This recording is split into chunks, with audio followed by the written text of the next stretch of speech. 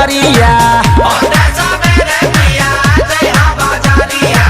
होते सवेरे पिया जइहा बजरिया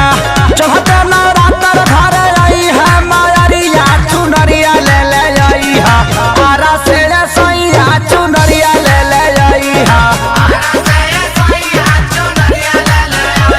चुनरिया ले ले आई हा चुनरिया ले ले आई हा चुनरिया ले ले आई हा छपरा से सैया चुनरिया ले ले आई हा